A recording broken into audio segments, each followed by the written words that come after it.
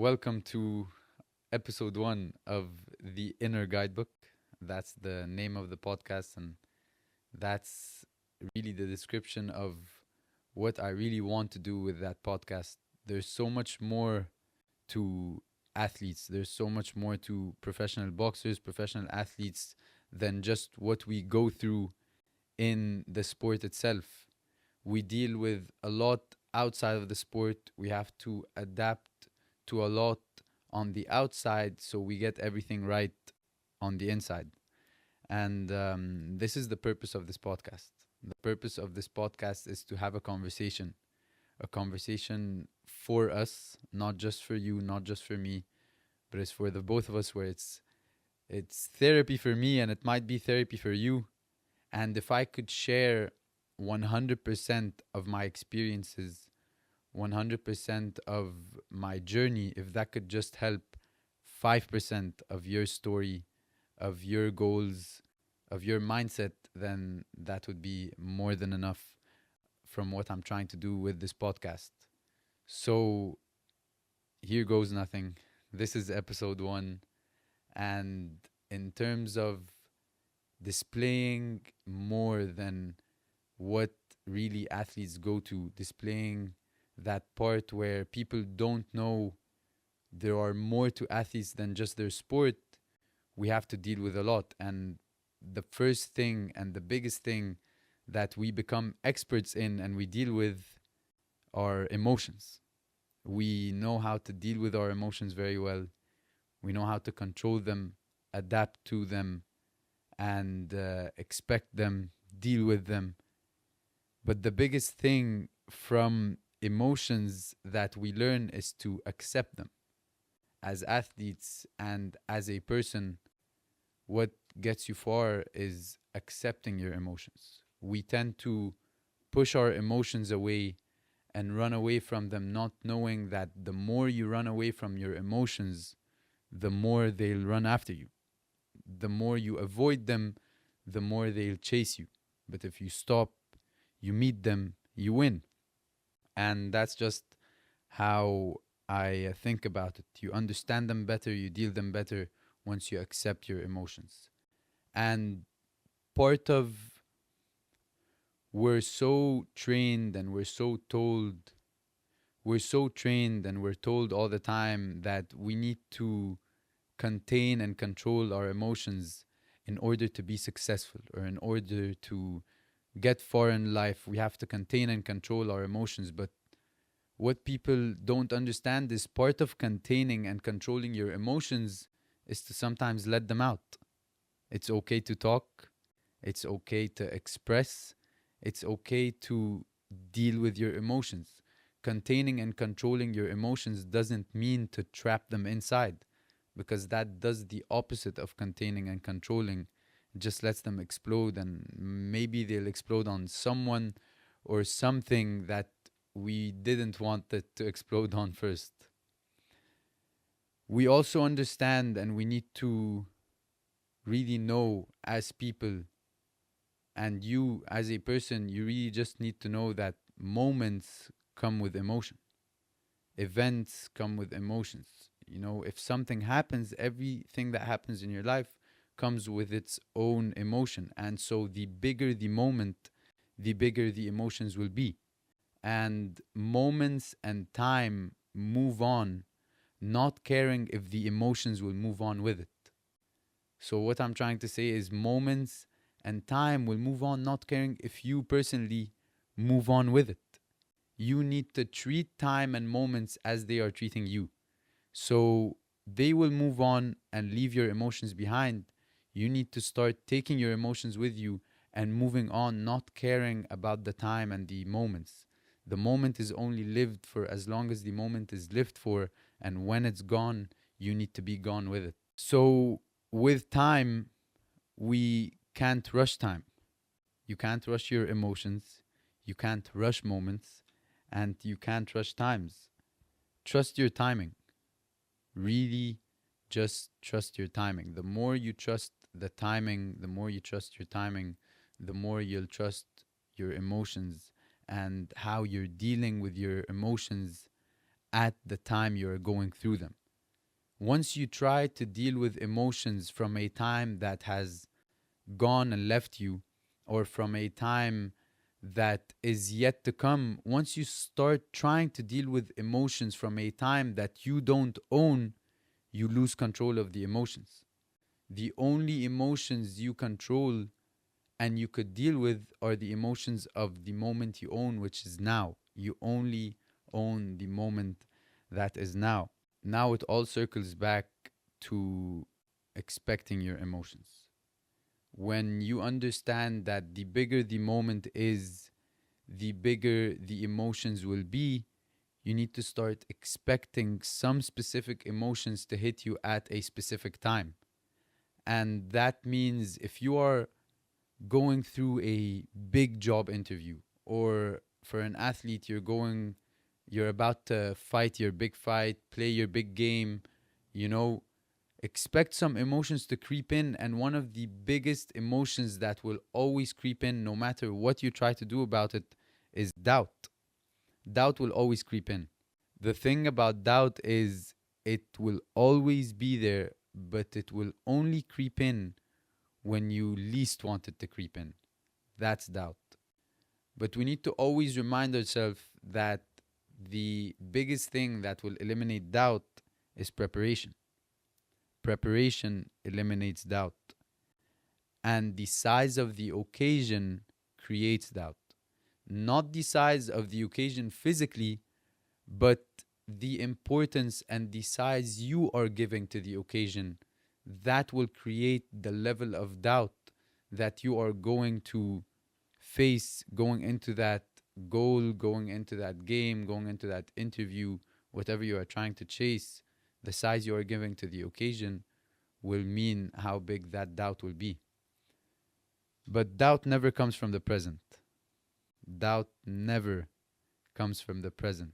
Doubt only comes from the future or the past. So I think this is the answer for you. This is the reminder for me and everyone sitting with me in the room now that whenever you're in doubt, it means you've lost control of the present.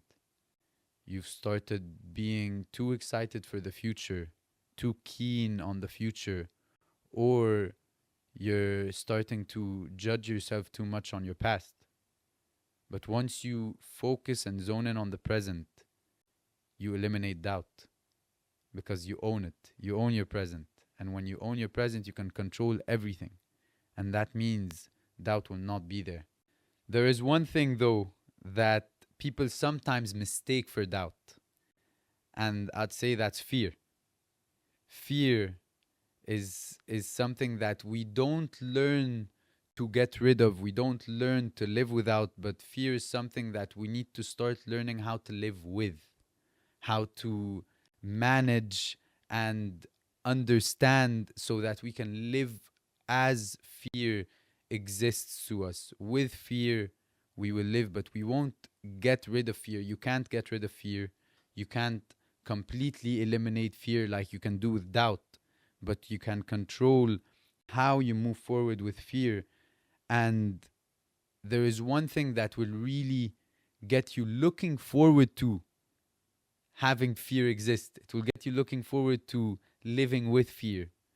And I think that it's understanding that in order for courage to exist, fear has to exist with it.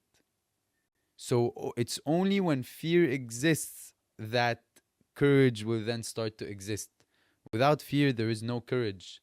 And without courage, there are no achievements. So you need fear to be there so courage could be there. And you need courage to be there so you could go and achieve anything you've wanted, chase after any person you've wanted, any job you've always, wanted to go through. So you need courage for all of that. So now, knowing that courage will only be there once fear is there, there is one thing though that we need to understand about fear. It's okay for fear to be there. It's okay for fear to, sit deep in your emotions, make you think twice about something before you do it. but it is not okay for fear to make you stop doing it. It is not okay for fear to stop you from doing it. That's what we need to understand. And it's easier said than done. But now I will give you something that will make it way easier done as well, and that's faith. We need to have faith to get rid of fear. And just like we need fear for courage, we also need faith for courage. And we need fear for faith. Faith has to be there in order for us to manage both courage and the fear. And without both fear and doubt and all of the emotions that come before it, when you're going through an important event that will storm you with emotions, without all of these doubt, fear, emotions, you will never have faith. And that's the thing about faith. You're not supposed to know. You're not supposed to know everything. You're not supposed to be in control of everything.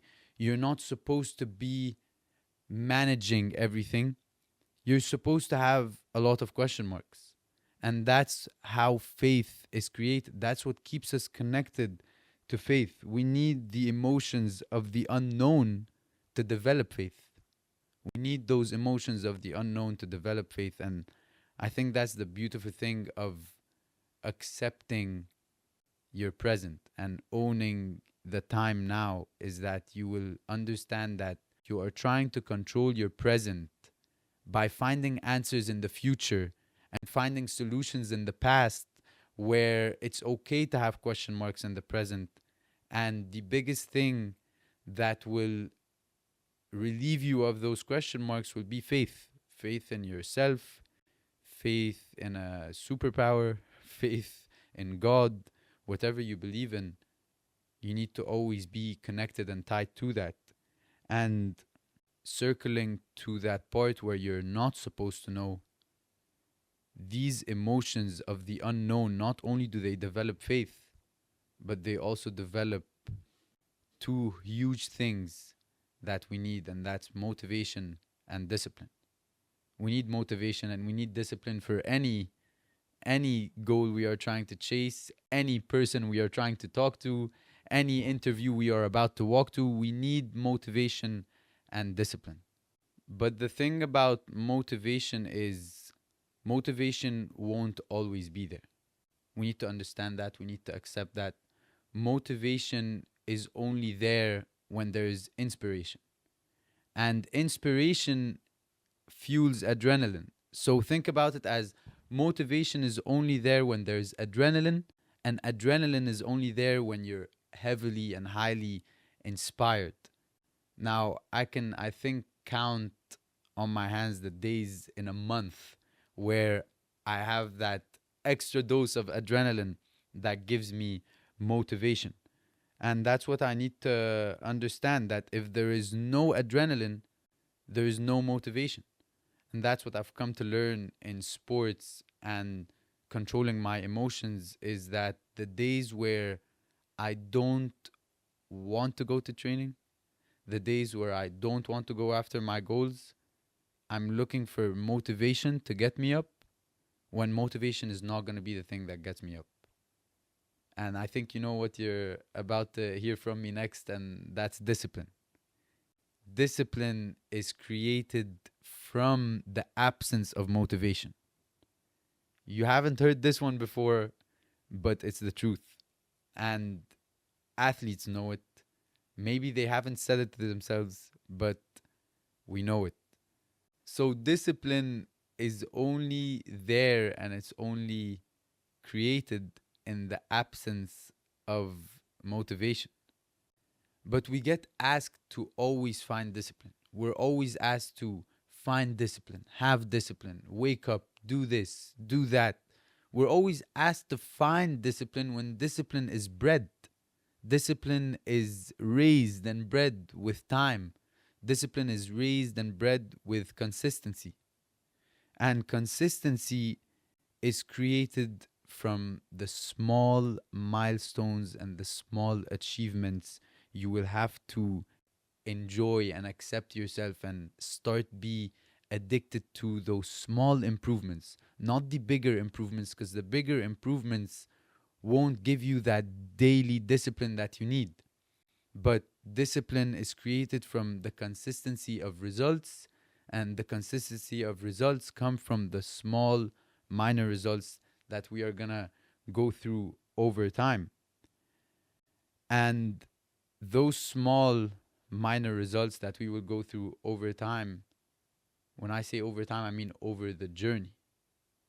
And we tend to judge the journey based on the outcome, when that's not really how we're supposed to judge the journey. If that's how we judge the journey, we then miss out on two things. First of all, we start missing out on the enjoyment of the journey.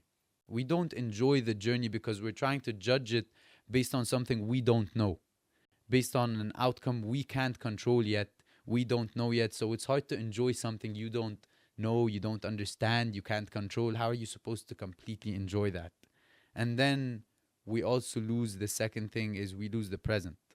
We lose again owning our present, and we start trying to control the future, which we can't because we don't own, and try to look for the answers in the past when they only have experiences and lessons. You know, they don't have the answers, they don't have the solutions, they have the lessons and the experiences in the past.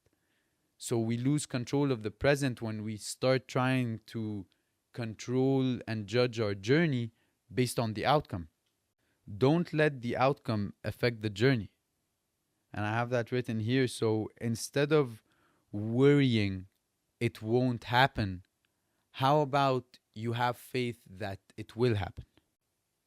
Instead of worrying it won't happen, how about you have faith that it will happen throughout the whole journey? Don't worry about it, have faith for it. And what that creates is enjoyment in the journey, because now, regardless of the outcome, at least you have had a positive and an enjoying journey. So if you don't get the outcome that you thought you wanted at the end, and there's a reason why I'm saying you thought you wanted, but I'll touch on that later. If you don't get the outcome that you thought you wanted at the end, at least you lived through a positive and an enjoying journey. And if you do get the outcome that you wanted at the end, at least you lived through a positive and enjoying journey. So you enjoy the journey regardless of the outcome, and you have a positive journey regardless of the outcome. It's not what you get out of the journey that judges who you are or how well you've done. It's who you've become throughout the journey that judges who you are and how well you did. That's the real meaning of the journey. That's the real meaning of chasing a goal, chasing a dream, is to not at the end get to the dream exactly how you wanted to get to it, achieve the goal exactly how you wanted to achieve it, but who you've become trying to achieve that goal and trying to chase that dream. Enjoying the journey comes with a lot of mental strength, and it takes a lot of willpower, and it takes a lot of managing those emotions of doubt, fear, and believing in yourself, having faith. But it's also always looking at the cup half full. I know it's easier said than done, but you need to expect that it's easier said than done. You need to understand that it's easier said than done, because the easiest thing in the world, and that's why it's the fastest thing done when we're met with a problem, is to see the negatives, is to see the problems, is to see the difficulties that are arising from it. But the harder thing to do is to see the positive. And it's the best thing to do. It's the thing that will help you most. That's why it's the hardest thing to do. Same thing with your dreams and goals. The harder the dream, the harder the goal, the more difficult it will be to get to chase. And it's the same thing with our emotions. The harder the emotions are that we find them, that we manage them, the better they are for us. And so fear is a very good emotion for us. Controlling doubt is a very good emotion for us because these fuel our performances. But now, controlling a positive mindset, that is the biggest one, I think. And the pessimist sees the hardship in every opportunity, but the optimist sees the opportunity in every hardship. So the pessimist sees the hardship in every opportunity, but the optimist sees the opportunity in every hardship. And that's a big part of enjoying your journey, regardless of the outcome. Because regardless of the outcome, if it's a positive one or if it's a negative one or what you thought was a negative one, you will always see the opportunity in the hardship, or you'll see the the opportunity in whatever outcome you got. We spend so much time sometimes overthinking a problem that we forget to even take actions towards the problem, towards the solution for the problem. So we spend so much time overthinking a problem that we forget to even start working towards a solution for the problem. And that is one thing that makes it very difficult for us to control and have a exciting journey, a positive journey, regardless of that outcome. And sometimes you need to accept and understand that the outcome of the journey is how you end your day, not how you end your journey, because that's losing control of the present. When you control and own the present and you own your emotions in your present, you understand that your journey is every day. Your journey is not controlled by the goal you're chasing or the dream you're trying to achieve. Your journey is controlled by your day. How you end your day, that was the journey, and the only journey you own is that day. Tomorrow is another journey, the day after is another journey, and having a positive and exciting journey day after day will lead to a bigger, more positive, and more exciting one at the end. Controlling your emotions and managing your emotions is something important to have an exciting journey. It's something important to have an exciting life, a positive life, for you to even go and chase anything you ever wanted. Managing your emotions is a very big part of it. But I talked about expecting emotions and expect specific emotions that will hit at specific times when you are met with specific moments. But because moments come with emotions, we tend to forget that I believe we have the power to attract specific moments, to manifest specific moments. And when you manifest and you attract specific moments, you get to be better prepared for the emotions that will come with them. And that's the next point I want to talk about, and that's the law of attraction. The law of attraction for me as a human, before for me as an athlete, has played a huge role in my life. And the way you think of yourself and the state of yourself when you are going through a problem will determine how well you carry yourself going through the problem. That's what we need to know. And that's part of the law of attraction. That's part of that manifestation. You need to start attracting to yourself the moments and the emotions that are going to give you that willpower to manage any situation. How well you carry yourself going through a situation will always depend on how well you're managing your emotions. And how well you are managing your emotions will always circle back to knowing that worry belongs to tomorrow, regret belongs to yesterday, but the only thing that belongs to you and you own, because it's the only thing that will be found in today, found in now, is peace. Peace of mind, peace in your actions, peace in your solutions, even peace in your problems. When you stay in the present, you find peace.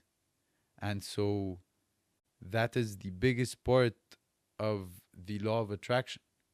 Keep attracting to yourself that confidence that you are able to deal with any situation, because you're not judging it based on the past or you're judging it based on the future.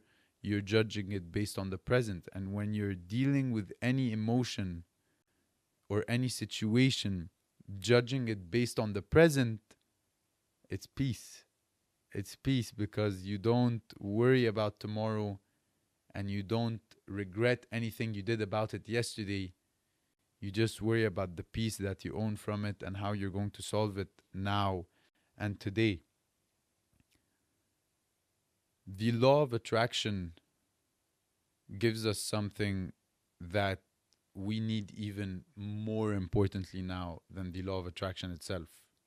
The law of attraction gives us patience.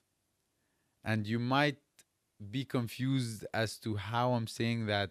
If you're trying to attract something, how will that give you patience? Or it's supposed to, make you keen for that something to come so you won't have any patience. We need to understand that if you are attracting something, working towards something, trying to manifest something, the only thing the universe or the only thing, God, whatever you believe in, the only thing that will get you whatever you are trying to attract is patience. And so the law of attraction breeds patience, because without patience, we won't attract what we want. Every time you think you are a patient person, something will happen in your life that will test your patience even more. Every single time you are going to say yourself, I'm a patient person, I've been patient for a week, I've been patient for a month before waiting for something. Something is going to happen in your life that's going to test your patience for a year, for 2 years, for 3 years. And after that, when you've accomplished that part of patience, something else is going to happen in your life that tests your patience even more. So every time you think you are a patient person, something is going to happen in your life that's going to test your patience even more. We need to accept that. We need to understand that in order to be patient enough for that test when it comes. Don't wish to change what is written for you, but start praying and wishing to be best prepared for what is written for you. This is where we lose control of our emotions and we lose control of our present most. When we start wishing to change what is written. But I think what helps me as an athlete, what helps me as a person, what will help you as a person going after your dreams and your goals is that you need to start praying and wishing to be best prepared for what is written. Don't try to change what is written, because you being best prepared for it is you changing it. If a tough phase comes in your life, know that it's happening for you. It's not happening to you. If a tough phase comes in your life, know that it's happening for you. It's not happening to you. And sometimes we don't see that straight away. I'm telling you, stay in the present, focus on the present, because it's easier to manage those emotions, even if the emotions of the present are sometimes harder to face, they are the easiest to control. But stay in your present, but sometimes the present doesn't really show us enough on how much easier our future will be, and that's okay. Accept that and understand that. Accept that your present doesn't decide your future. And even bigger than that, accept that your past doesn't decide your future, but how you control your present, how you deal with the emotions of your present, that decides your future. But the present alone and what happens in it doesn't decide your future, but what you do about it decides your future. So if something happens in your life, it doesn't happen to you, it happens for you. And sometimes we only see that later on. But we will only see that later on if we deal with it as best as we could when it first happens. It will always pass. the storm always eventually ends. No matter how long the storm takes, it always passes and it always ends. And sometimes that storm is not only something that has happened to you from your dreams or your goals, sometimes that storm is from people. Sometimes you will meet people when you are trying to go after your dreams, go after your goals every day, trying to stay in the present, control your emotions.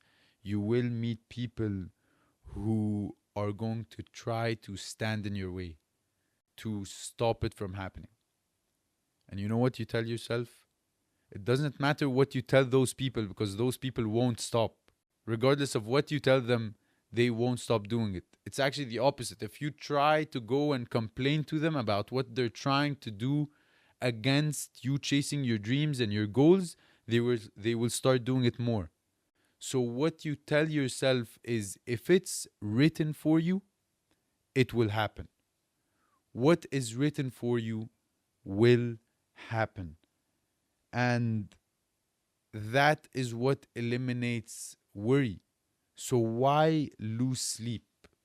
Why worry when eventually we always get what we deserve?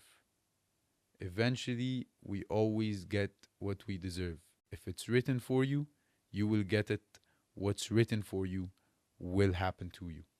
So relax, relax. Don't stress yourself with who is trying to stack the cards against you, who is standing in your way. No matter who it is stacking the cards against you, no matter how many people are standing in your way, if it's written for you, it will come to you. It will come through them and to you. Sometimes getting a lesson from what we thought we wanted is exactly what we really needed. When you're going through those emotions, when you're going through that journey that you are enjoying towards your goals, towards your dreams, about something you thought you wanted so much. And that's why I said before on the episode is I will circle back to why I said when you don't get something you thought you wanted. I say that because when you don't get what you thought you wanted, but you get a lesson from what you thought you wanted, that is exactly what you needed. And eventually, that becomes exactly what you really wanted. You wanted to become that more experienced person. You wanted to become that more qualified person. You wanted to become that better person. And that lesson you got from that dream you were trying to achieve or the goals you were chasing after, that lesson is what you needed for you to become a better, more qualified, and more successful person, even. Part of accepting your outcome and accepting the emotions that will come from any outcome that you were chasing after is to practice something that has completely saved my career, saved my life, saved my existence, even. Something that has completely saved my career, and I've always been practicing, and I still practice it till today. So underestimated: visualization. Now, for anyone who doesn't know what visualization is the art of being in a place mentally before you are actually in that place physically. It's the art of being in any event, any moment, facing any outcome before you are actually physically being there, trying to control the moment, the outcome, and the emotions. Visualization makes that so much easier. Visualization will make you not only control your emotions and not only expect your emotions, but to actually start enjoying whatever emotions you are met with. You start to enjoy fear. You start to enjoy doubt because you are getting doubt and fear from a moment that you've already lived 1,000 times because of visualization. As you visualize the positive outcome, you need to also visualize the negative outcome. And that's what makes visualization so good to deal with any outcome. The rule of it is as you visualize the positive outcome, you need to also visualize the negative outcome. So, as I'm visualizing a positive performance, I'm also visualizing a negative performance. But as I'm visualizing, you need to only visualize your work, your performance, and how that will lead to a specific outcome. Do not ever visualize post outcome, post result. It's okay to visualize the outcome and the result, but once you visualize post outcome and post result, you start losing control of the performance and the work you have to put in to get to that specific outcome and that specific result that you wanted. So, as you visualize your work and your performance, you need to also visualize what you will do about it. And what I mean by that is, as you visualize a positive performance, you need to visualize how you are going to maintain that positive performance to actually get to the outcome you want. So for me, in my fights, when I visualize a positive fight that I'm fighting, I have to visualize how am I going to maintain that positive performance and that positive mentality and tolerance to still achieve that outcome and not to lose control in the middle.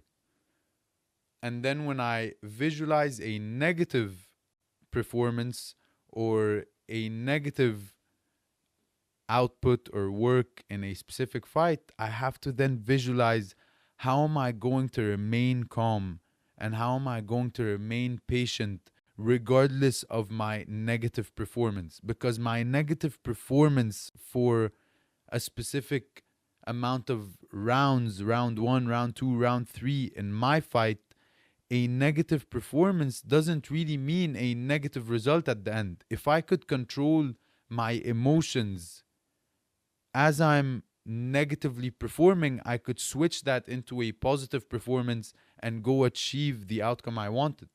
So that's visualization.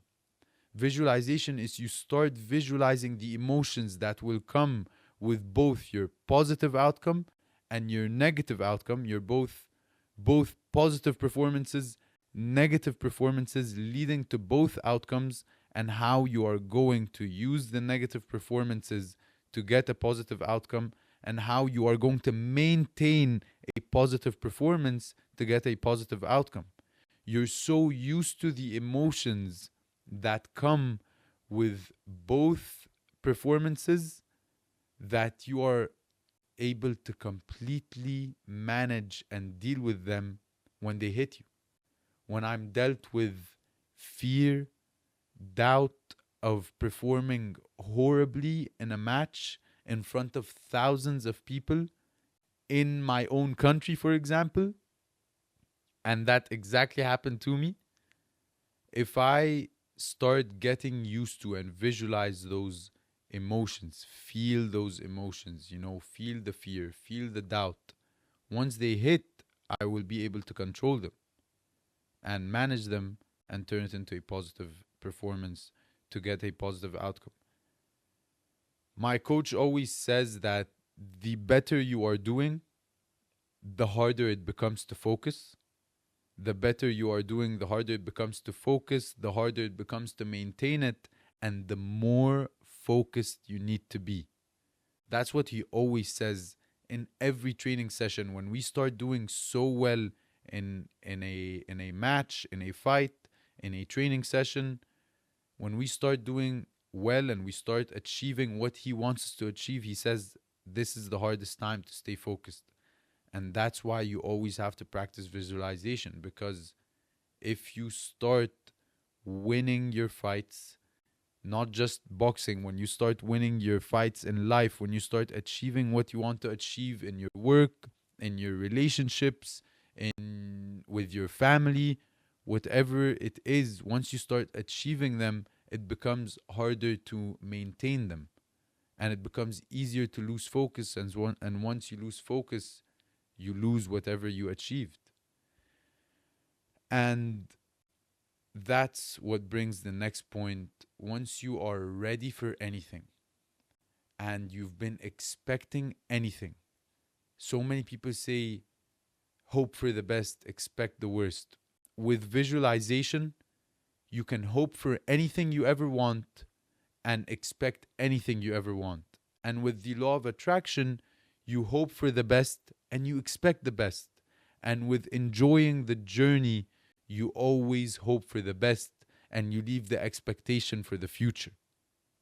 And that's what brings me to my next and last point, and that is, with all the tools that you now have, it becomes so much easier to have acceptance.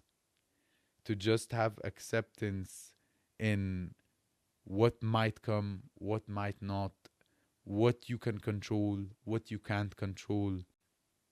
And acceptance comes from strength. And strength is not how much you can take and tolerate, but strength is really how much you can take and tolerate and positively adapt to. That's what strength really is. So, strength is not in how much you can take and tolerate, but in how much you can accept and positively adapt to. That is real strength. The answers to what you are going through now is in now. And once you have visualization, you have law of attraction, you control fear, you control doubt, and you enjoy the journey, you stop looking for answers and solutions for your present in your past. And you stop looking for the solutions and the answers for your present and even sometimes your past in your future. Stay in your present, and that's what acceptance gives you. Your answers to what you are going through now are all in today and what you choose to do about them today. All your answers for your present are in your present, but all your solutions for the future are in what you choose to do about your present. And then this ties up both acceptance and visualization. The most valuable lesson that I've learned from my team, and it is the most lesson that is controlled through visualization and acceptance of your emotions and managing them, is to never waste my energy. When you waste energy on what will happen or what happened, you start losing energy to what is about to happen.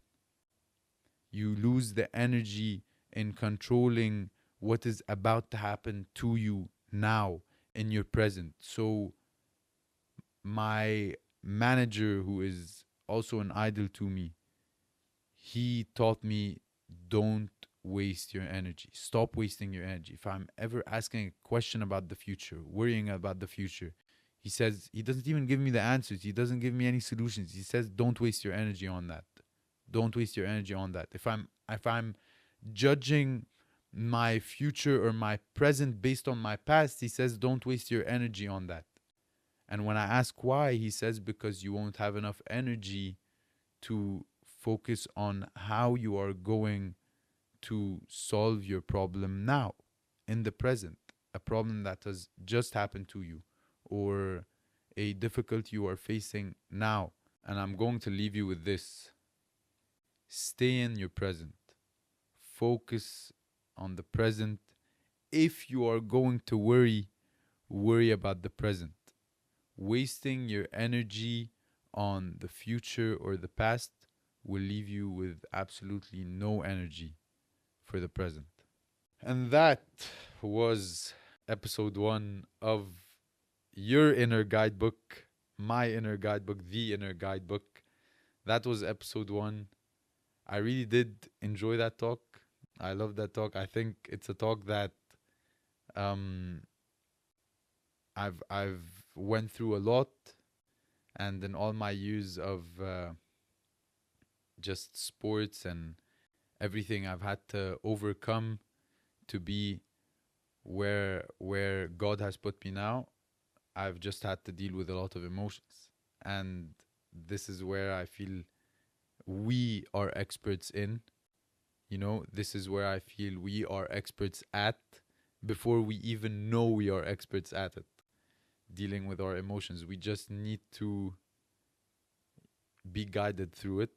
And sometimes, if I could just share again 100% of this story, if it could help with 5% of yours, then I've done the biggest part of my job.